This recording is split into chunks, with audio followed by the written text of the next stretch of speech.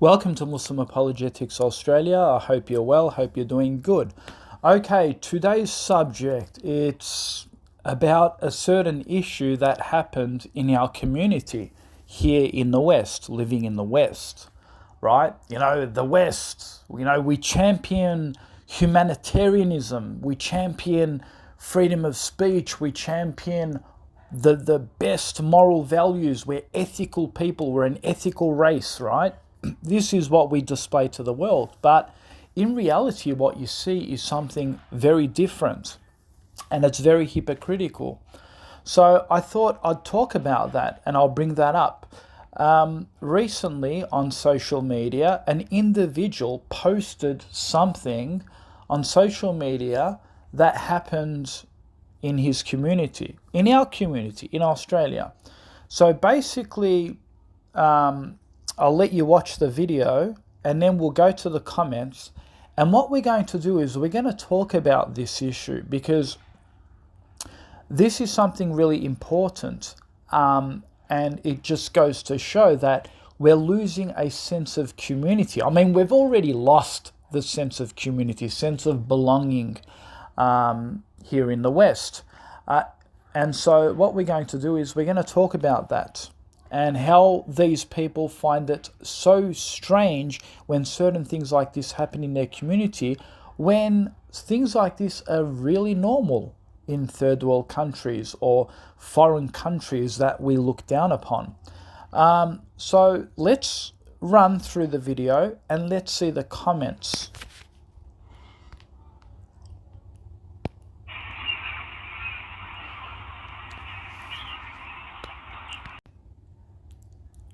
So what we're going to see in this video is basically two elderly women walking a small child, and then they come to the front porch of this house and they take a seat while their child plays a game called hopscotch on the left-hand side of the garden. So let's have a look.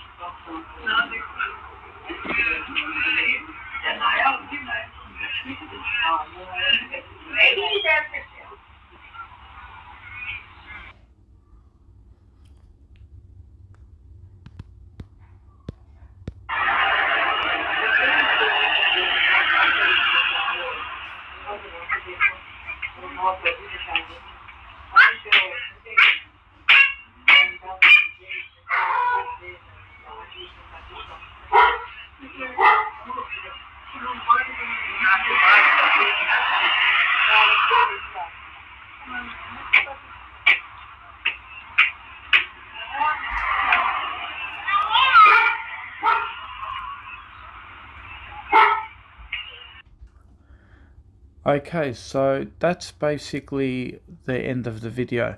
And you can see what's happened here. You see two elderly women coming to the front porch, having a seat, and their child, or the child that they're looking after, is playing hopscotch. And like looking at that video, I don't really see an issue with that. I mean, people are saying that's private property, but that's not really trespassing, because although it is trespassing for them to enter the property, there are exemptions. Like if a courier comes to your front door, he can deliver goods. If a friendly neighbour comes over, they can come over. It only becomes trespassing if you tell them to leave and they don't leave. That's when it becomes trespassing, because they're not actually physically entering the home. And so there were many objections raised in the comments, people mocking this with racial slurs, saying, oh, maybe they should just happily, make some tea on the porch. Maybe they should make curry chicken for themselves and enjoy it on the porch. Some went on to even say, well, maybe we should remove the actual seat so they don't come back and sit there. Have a look at this. Some person said they're scums. What the F? Look at the comments. They say that they should change the seating position, meaning so they can't sit there. One was so outraged saying, oh my God. Mary says, oh my God, like how could this happen? Look, did they ask for curry chicken? One person mocked it saying we should put a wet paint sign on there. Have a look.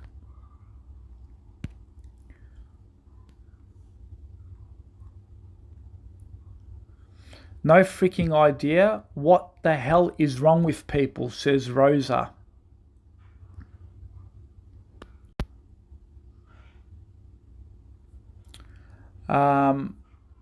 Look at what Daniel says. He says at farms they have electric fences. You might need an electric chair. Look how narcissist these people are. One person wrote, unscrew the bolts of the chair would make amazing footage for YouTube. Look at that. This is the social media, right? These are the narcissists on social media. Right, they have a vibe, a good vibe when they see people get injured, right? So they want to punish these people by unscrewing the bolts. Aneta says, it's unbelievable. What area is this, she says.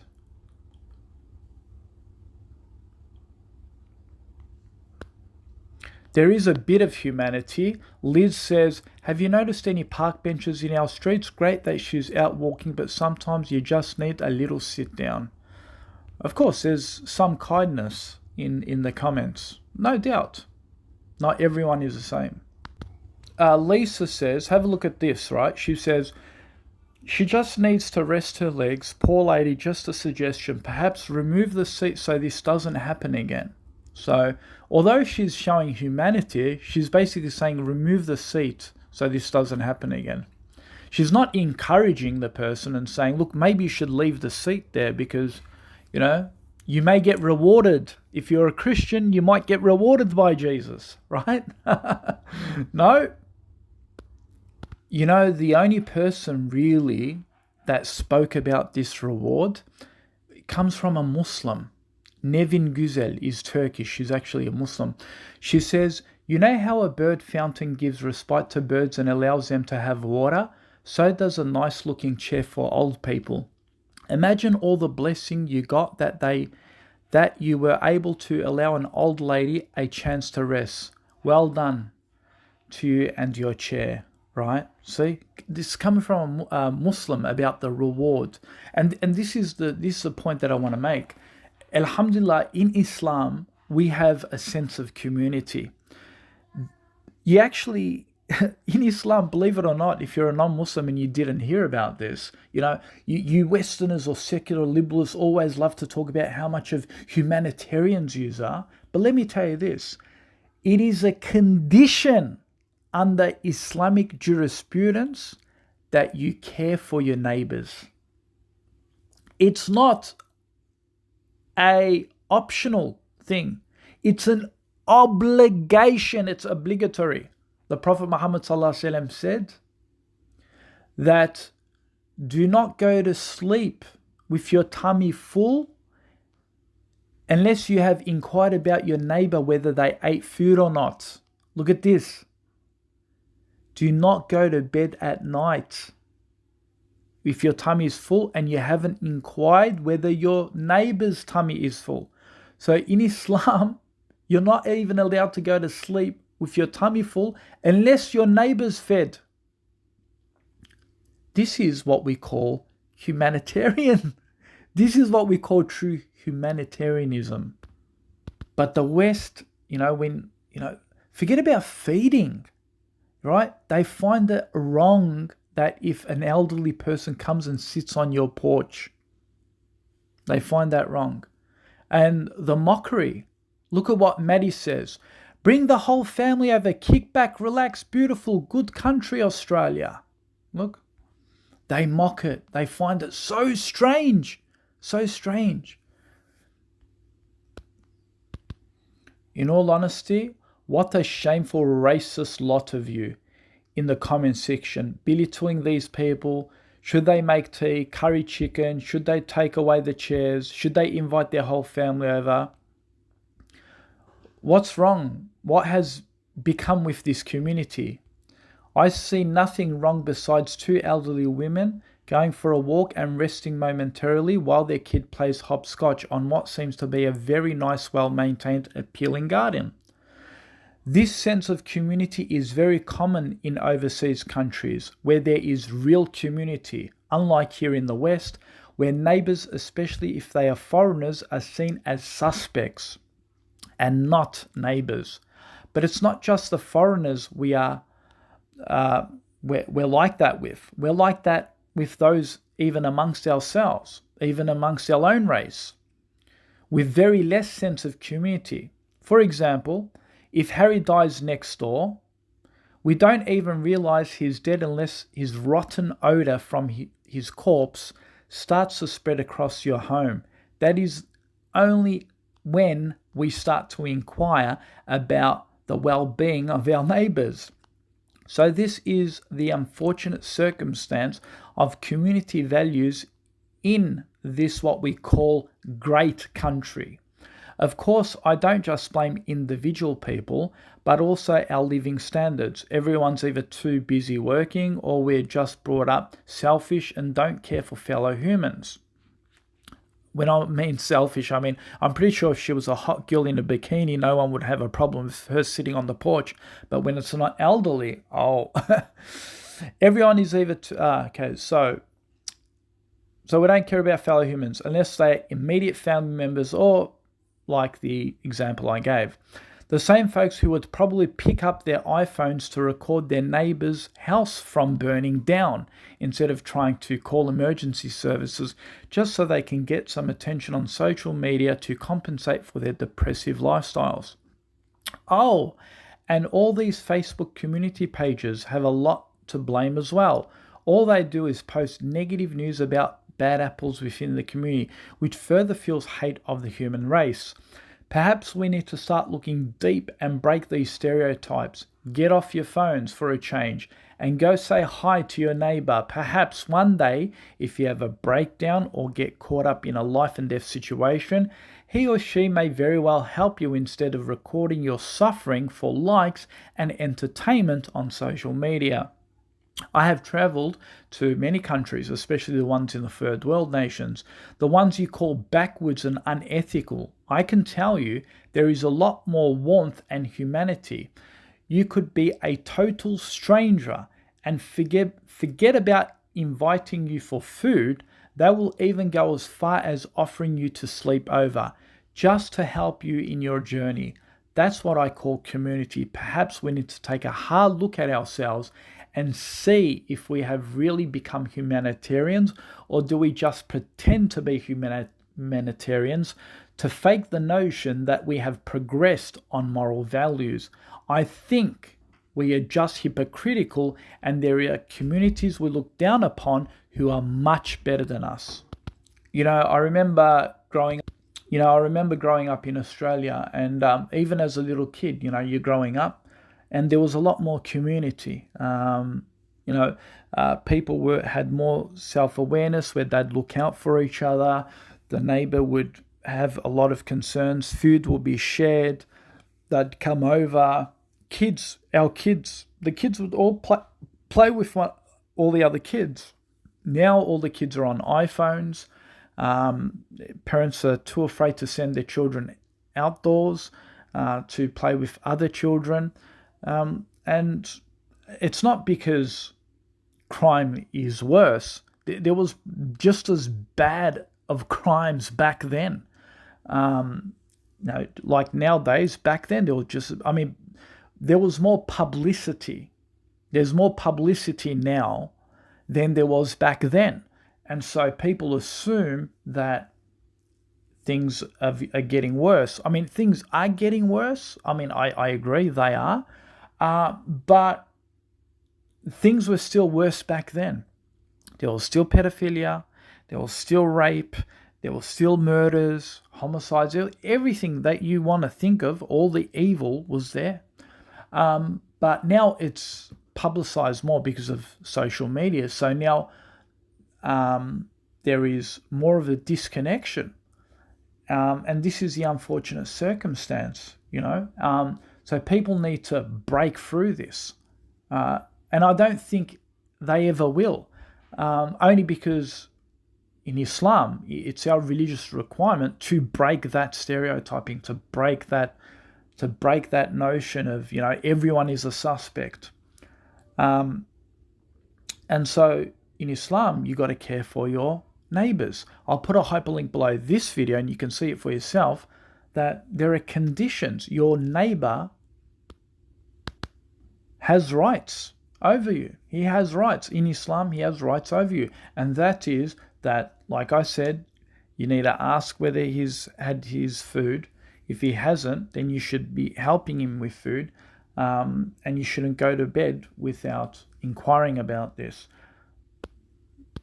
Even if your neighbor is a non-Muslim, have a listen to this. A question was asked about a non-Muslim. If your neighbor was a non-Muslim, to a scholar, have a listen to this. If I have a non-Muslim neighbor and he asks me for something, should I help him? Answer. That depends on what is the customary. If it is customary for neighbors to meet one another's needs, such as if one's neighbor is going to the marketplace and his neighbor says to him, bring me such and such, fruit or food and the like, then there is nothing wrong with doing that for his kafir neighbor, because that is part of honoring one's neighbor. And the Prophet, peace be upon him, said, whoever believes in Allah and the last day, let him honor his neighbor. But if that is not customary, then he should see what is best. So there you go. This is, even when they're non-Muslims, you need to honor the neighbor. If he asks you to bring you something from the market, food or fruit or whatever it is, you should honor him and fulfill his request. Man, imagine living in the West here. Your neighbor says to you, go to the market. Can you please, go get me something from there? And, you'd be like, what? This guy's a weirdo. Why is he, why are they demanding me to go get stuff from him? I mean, seriously? Why do I even have to do that? See, they don't have the belief in Allah. They don't have the belief in the last day. And, they look at Islam as a strange and weird religion. But I ask, who are the true helpers of humanity? Who? Secular ideology, liberal views, liberal ideology, or Islamic views? Have a look at this. This is from a hadith. It says, neighbors are 40 houses on each side, as was stated by Ash-Shafi'i. That is indicated by the report. The rights of the neighbors apply to 40 houses like this and alike this. And he pointed to the front, to the back, to the right, and to the left, narrated by Abu Dawood. So 40 houses onwards, this is where your concern has to be upon the rights of the neighbor towards you.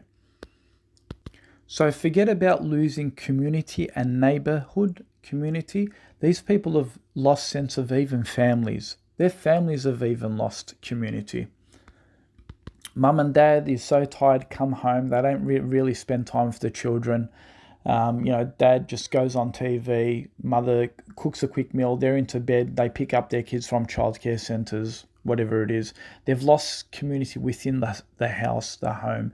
And they've even lost community. They don't even believe in having children anymore. It's about the career woman. I met a woman not long ago at my workplace. She basically said, she's 29 years old and she's married and she's not planning to have a child. She's literally not planning to have a kid. She literally said, I don't want to have a kid. I love my life.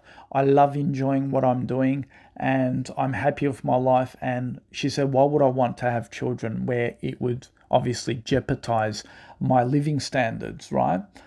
I mean, this is really the mentality they have. They're losing families, they're losing communities, they don't have communities amongst themselves, but they pretend to. That's what's that's what infuriates me, how they pretend they do.